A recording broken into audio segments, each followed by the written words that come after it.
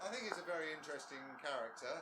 I think the last 4 years have proved to most of the electorate that he's good at the job. There were some doubts to start with, but he's also a maverick, and I think that people are interested in that. I'm afraid Ken comes across as somewhat bitter, and that's an interesting view.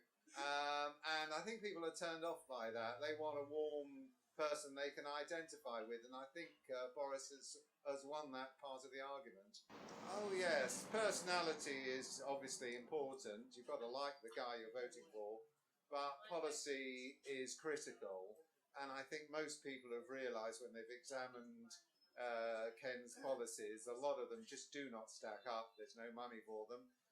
Boris has proved by holding the council tax, particularly in the 4 years, no increase, and some of the capital expenditure he's done on new transport policies, that the guy knows how to run a big city corporation. And I think generally, even if you're not a Boris voter, you'd probably be quite impressed at what he's done. I mean, you've got to have good relations with the government, because at the end of the day, they control a lot of the purse strings, and if you want the law changed, you've got to have them on their side.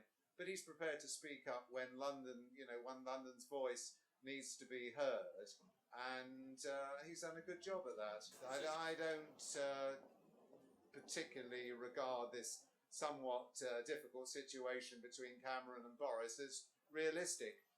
They both have their own, obviously, identity, but at the end of the day, they're both servants of the community and the public, and they're both Conservative politicians, and they work well together, and they'll continue doing so.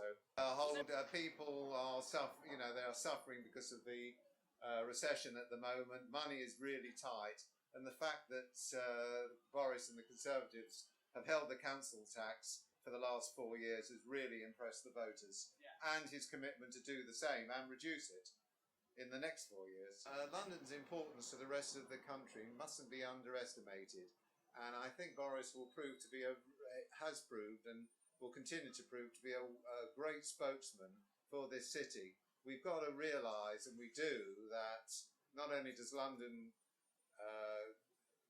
growth is critical to the rest of the country, but being a huge capital and important city, we depend on an international trade, and we've got to maintain the importance of London. It's absolutely critical.